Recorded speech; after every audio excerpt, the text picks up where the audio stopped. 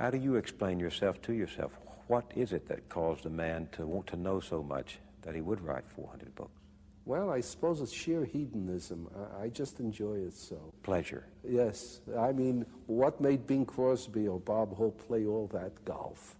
You know, they enjoyed it. And that's the way it is with me. Do you think it's possible that this contagion can be spread to ordinary folks out there, this passion for learning that you have? Can we have a revolution in learning? Yes, I think not only we can, but I think we're going to have to. As computers take over more and more of the work that human beings shouldn't be doing in the first place because it doesn't utilize their brain, it stultifies and bores them to death, there's going to be nothing left for human beings to do but the more creative types of endeavor. And the only way we can indulge in the more creative types of endeavor is to have brains that aim at that from the start.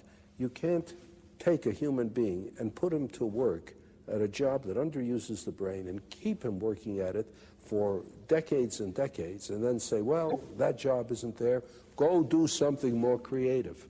You have beaten the creativity out of him.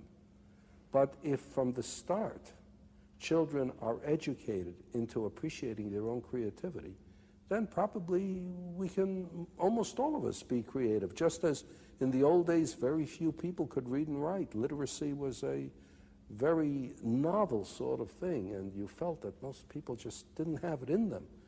But when you indulged in mass education, it turned out that most people could be taught to read and write.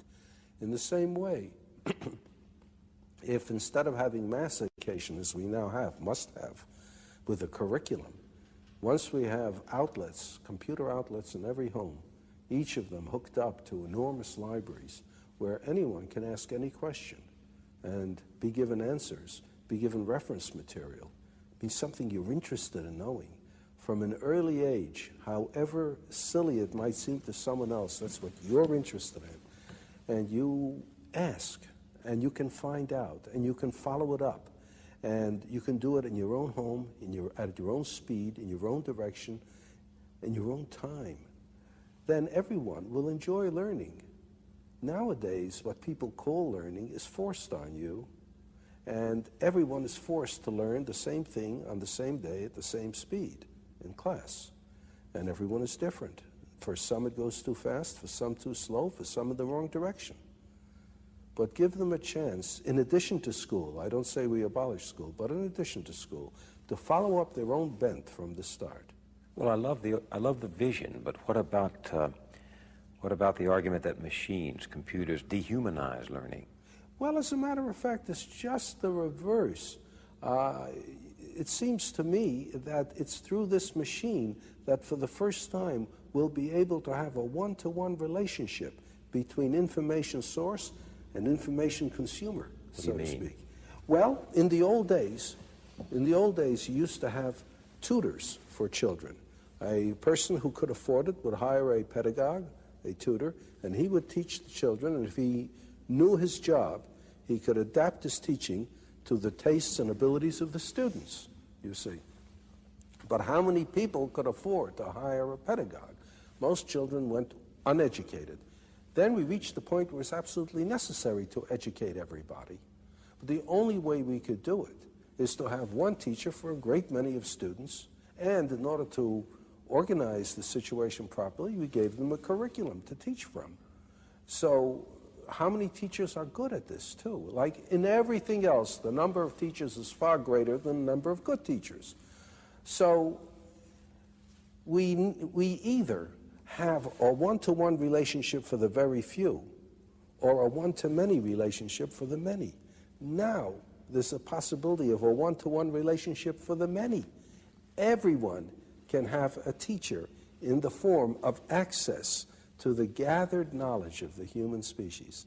Through the libraries that are connected to the computer. That's right. On my desk in my home. Right. I can sit there and call up, well, what if I want to learn only about baseball? Well, that's all right. You learn all you want about baseball, because the more you learn about baseball, the more you might grow interested in mathematics to try to figure out what they mean by those earned run averages and the batting averages and so on. You might, in the end, become more interested in math than baseball if you follow your own bent and you're not told.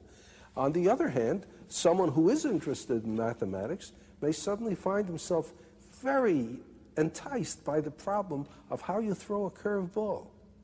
And he may find himself engaged in sports physics, so to speak. Well, why not? Why not? But you know, Dr. Asimof, we have such a spotty, in fact, we have such a miserable record in this country of providing, say, poor children, even with good classrooms. And I wonder if our society can ever harness itself to provide everyone, including poor children, with good computers. Perhaps not at the very start, you know, but it's like asking yourself, is it possible to supply everybody in a nation with clean water? Now, there are many nations where it is impossible to get clean water except under very unusual circumstances. That was one reason why people started drinking beer and wine, because the alcohol killed the germs. If you didn't drink that, you died of cholera. But there are places where you can supply clean water for nearly everyone. Now, the United States probably supplies clean water for a larger percentage of its population than almost any other nation can. It's not that we would expect everybody to have a perfect computer right off, to have equal access to outlets, but you try for it. And with time, I think more and more will. Just as, for goodness sakes, when I was young, very few people had automobiles, very few people had telephones in the home. Almost nobody had an air conditioner. Now, these things are very common indeed, almost universal. It might be the same way. So you're, in a sense, every student has his or her own private school? Yes, and it belongs to him or her. He can be the sole dictator of what he is going to learn, of what he is going to study. Mind you, this is not all he's going to do. He'll still be going to school for some things that he has to know. Common knowledge, common database. Right, and interaction with other students and with teachers. You can't get away from that. But he's got to look forward to the fun in life, which is following his own bent. This revolution you're talking about, personal learning, it's not just for the young, is it? No, that's a good point. No, it's not just for the young. That's another trouble with education as we now have it. It is for the young, and people think of education as something that they can finish.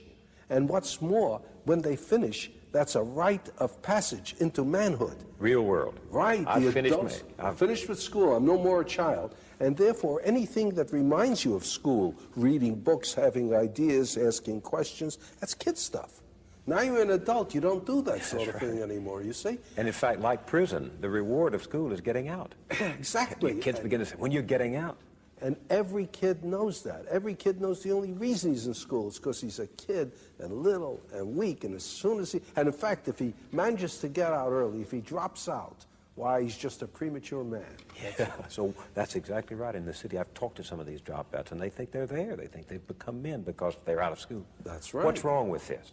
Well, what's wrong with it is you have everybody looking forward to no longer learning, and you make them ashamed afterwards of going back to learning. If you have something like this, then anyone, any age, can learn by himself, can continue to be interested. There's no reason then, if you enjoy learning, why you should stop at a given age. People don't stop things they enjoy doing just because they reach a certain age. They don't stop playing tennis just because they turn 40. They don't stop with sex just because they turn 40. They keep it up as long as they can if they enjoy it. And learning will be the same thing. The trouble with learning is most people don't enjoy it because of the circumstances. Make it possible for them to enjoy learning, and they'll keep it up. There's the famous story about Oliver Wendell Holmes, who lived to be well into his 90s. He was in the hospital one time. He had not long to live. He was over 90 already. And President Roosevelt came to see him. And there was Oliver Wendell Holmes reading a Greek grammar. And Roosevelt said, why are you reading a Greek grammar, Mr. Holmes? And Mr. Holmes said, to improve my mind, Mr. President.